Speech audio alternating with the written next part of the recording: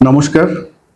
আজকে যে বিষয়টা নিয়ে আলোচনা করব, যাদের বয়স 18 নিচে তাদের বলবো এই ভিডিওটা না দেখতে, আর যাদের বয়স 18 থেকে চলছে বা 23 চলছে তাদেরকে স্পেশালি বলবো দেখতে।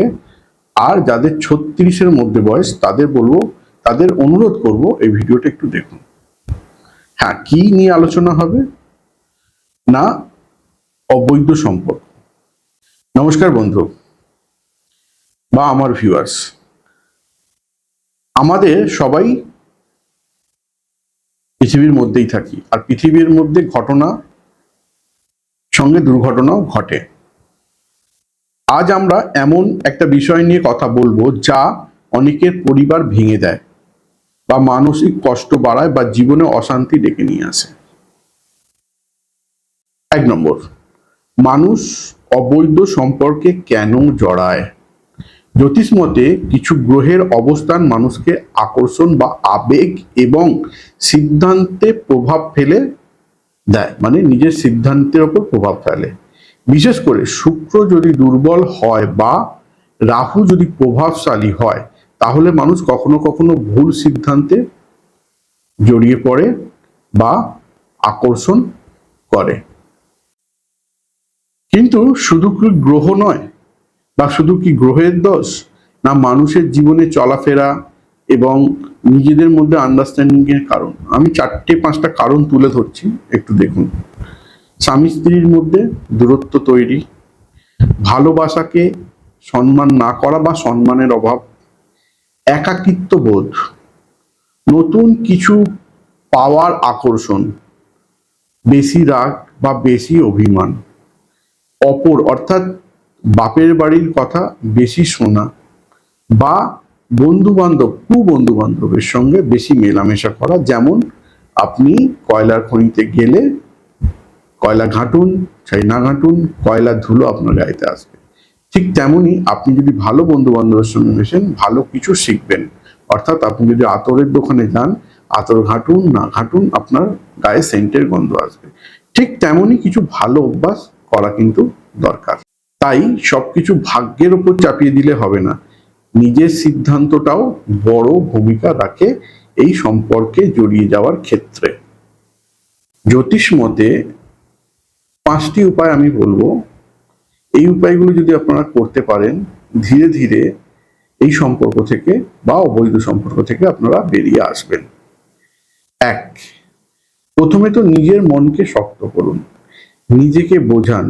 যে সম্পর্কে সারা জীবন লুকিয়ে বেড়াতে হয়, লুকিয়ে রাখতে হয়, বা অপরের কাছে চোখকে চোখ রেখে কথা না বলা যায়, সে সম্পর্ক থেকে ধীরে ধীরে বেরিয়ে আসুন বা আস্তে আস্তে বেরিয়ে আসুন। নিজেকে বোঝান, তাহলে আপনার মন শক্ত হবে, আপনি চাইবেন এইভাবে বেরিয়ে আসতে। 2 নম্বর, আপনি প্রতিদিন সকালে বা বিকেলে নিজেকে ফ্রেশ করে পরিষ্কার পরিচ্ছন্ন হয়ে আপনি যে ধর্মই হন না কেন, সেই ধর্মের 10 মিনিট উপরওয়ালা বা ঈশ্বর বা ভগবান বা আল্লাহ, যে কোনো আপনি যে ধর্মেই হন না কেন, সেই ধর্মের যিনি আছেন, যেমন যীশু খ্রিস্ট, ওনাকে আপনার সব কুকর্মের কথা জানান। আপনি কি ভুল করেছেন, কেন করেছেন, কিভাবে জড়িয়েছেন, আস্তে আস্তে বলতে থাকুন। আর যদি আপনি ভগবানের কাছে বলতে থাকেন, আপনি যে কোনো একটা দেবদেবীর কাছে বলতে পারেন। দেখুন আপনার বেরিয়ে আসার রাস্তা অনেক সহজ হবে। 3য় উপায় হচ্ছে দাম্পত্যের কথা বাড়ান। নিজের জীবন সঙ্গীর সঙ্গে খোলাখুলি কথা বলুন। অপরে যদি স্ত্রী হয়, বলুন বাপের বাড়ির সঙ্গে অত কথা না বলে আপনাকে সময় দিতে আর আপনার যত্ন নিতে। আর আপনি বন্ধু বান্ধবের সঙ্গে রাতভর আড্ডা না মেরে নিজের জীবন সঙ্গীর সঙ্গে খোলাখুলি কথা বলুন, তাতে সম্পর্ক থেকে বেরিয়ে আসা অনেক সহজ হবে। 4র্থ উপায়, যে পরিবেশ বা যে বন্ধু বান্ধব আপনাকে ভুল পথে ঠেলে দেয়, সেরকম বন্ধু বান্ধবকে এড়িয়ে চলুন। 5ম উপায় বা মহা উপায়, এই সম্পর্ক থেকে বেরিয়ে আসা, সঠিকভাবে বেরিয়ে আসার উপায় কি করবেন? শুক্রবার দিন আতপ চাল দুধে ধোবেন, ধুয়ে মাথার উপর 7 বার ঘোরাবেন, ঘুরিয়ে প্রবাহিত জলে ভাসাবেন, 1 নম্বর। 2 নম্বর করবেন, প্রতি শুক্রবার দিন যেসব হাত কাটা, পা কাটা বা অঙ্গহানি যাদের আছে তাদের কিছু খাবার দাবার দান করতে চেষ্টা করবেন। শুক্রবার বিধবাদের কিছু ফলাহার বা বস্ত্র দান করতে। চতুর্থ, শুক্রবার দিন করবেন।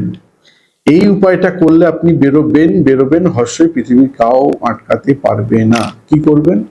দেখবেন যেখানে নিম গাছ আছে, ঠিক আছে, সেই নিম গাছের নিচে যার সঙ্গে অবৈধ সম্পর্কে জড়িয়ে আছেন তার নামটি লিখবেন একটা সাদা কাগজের ওপর লাল পেন দিয়ে 108 বার লিখে মাথার ওপর 7 বার ঘোরাবেন, উল্টো দিকে অ্যান্টি ক্লকওয়াইজ ঘুরিয়ে নিম গাছের গোড়ায় পুঁতে দেবেন, দিয়ে পা দিয়ে মারিয়ে চেপে দেবেন, দিয়ে ওখানে একটু থুতু ফেলে টস লাগাবেন, বলবেন এই সম্পর্ক থেকে আমি যাতে বেরিয়ে যাই বলে উল্টো দিকে মুখ করে সোজা বাড়ি চলে আসবেন। এসে স্নান টান করে পরিষ্কার পরিচ্ছন্ন হয়ে ঠাকুর বা ঈশ্বরকে একটু ধূপ দিয়ে দেবেন।